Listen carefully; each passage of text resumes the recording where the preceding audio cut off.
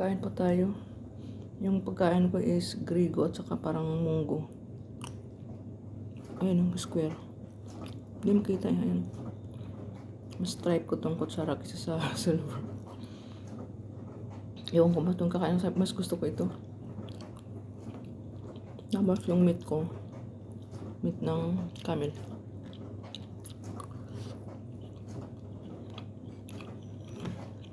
Mas maano sa tiyan, mabigat siya.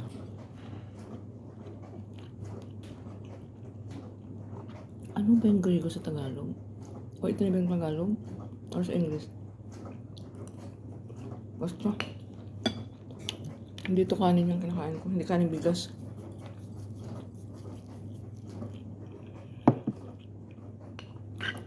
Dagdagan pa yung pinggang bulaklakin. Kaya parang hindi masyadong halata. Naghuhugas din ako. Yung pinggan. Yung machine. May 45 minutes pa.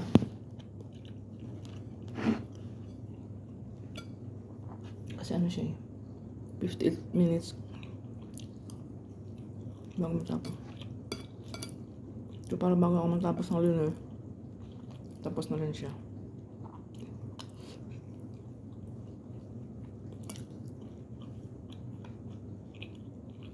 Malamig, grabe. Yung kapag gising ko, nakita ko dito, hindi ko alam kung sa akin ito. Iniwan nila, kalamesa. Ang nakalaking cookies. Akala ko nga, bread, pero hindi. Yung cake na ano, hindi pala. Cookies. Tinikman ko. Bago pa ako kumain ng tuwi, baliktad na eh.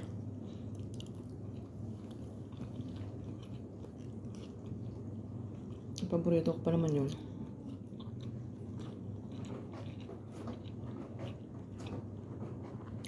Kung kailan lang pasok, Friday, Saturday, maaraw. Yung the last week. Whole week. Umuulan, kaya yung school ng alaga ko is online. No.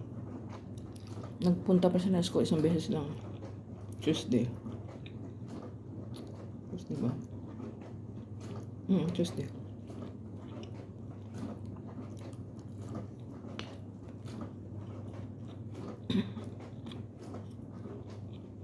Dati hindi ako makain ng karne ng karnero. Nung nagluto ang amo ko, kunti lang asin, sabi ko wala ata. Pampalasa yun yung mga spices ng Arabic.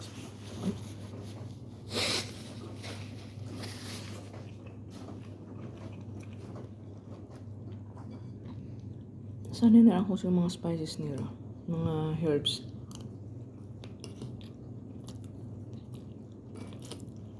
Ang Pilipinas, ang alam ko lang minsan pagkalasa eh. May bitsin. Dito, hindi sila may bitsin talaga. Yung mga Arabo hindi lang may bitsin. Tuyo, patis, asin, mga suka, mga ano. Dito may mga cinnamon, luyang dilaw. Lahat, daming spices. Mga cumin, mga cloves, mga kung ano-ano dyan. Asin. Siyempre hindi mawala asin sa kanila rin. Pero the rest, mga herb spices na.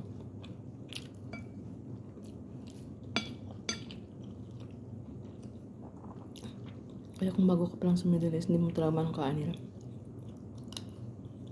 Lato. Tapos, yun pa yung sa amo ko. Pag kumakain isang beses lang magluto ng kanin sa isang araw. Kumaga, one heavy meal lang kami.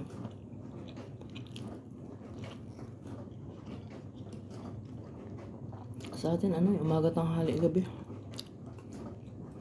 Tapos may time na hindi sila nagkakanin, nagro-rice.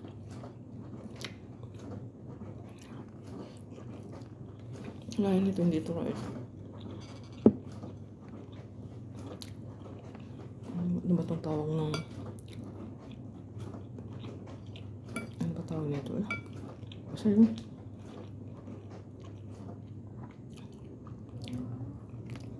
Tandaan ko ng elementary ako, ano to eh. Ako hindi ako elementary nun eh. Elementary ako, mga grade 2 ata ako, grade 3. Nag-harvest kami nito. Parang palay din siya.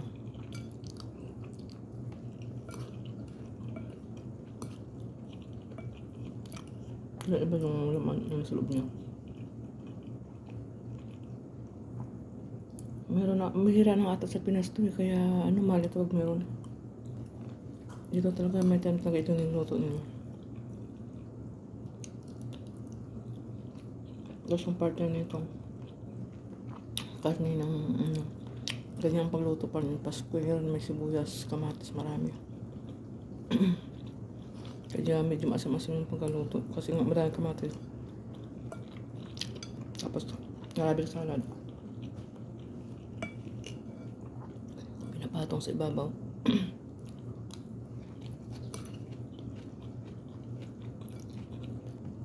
Sana matapos ako kumain bago bumaba yung dala kong alagang makulit. Ito naman lalaki na eh, 10 at saka 4. 4 and a half. Kasi magbabacuum ako. Ayaw nila kasi maingay nga daw kasi nanonood sila ng TV. So sabi ko, ba't kasi nagigising ng maaga?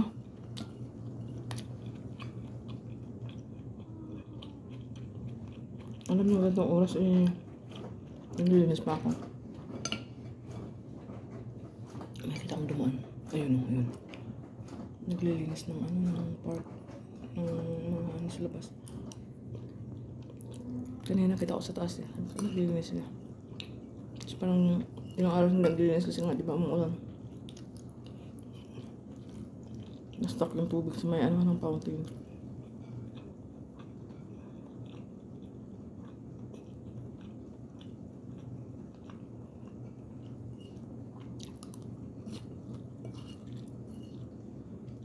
Pero pag pumunta kami sa Jordan, ang partner ng karning ganitong luto.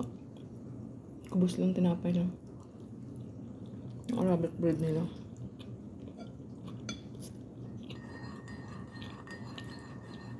Ano lang, almusal na nila. O, dito magtangian sila kanina, kaya po nang ganun.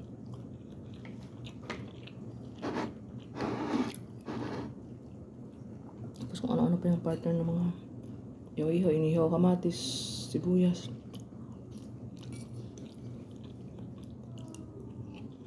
O, diba?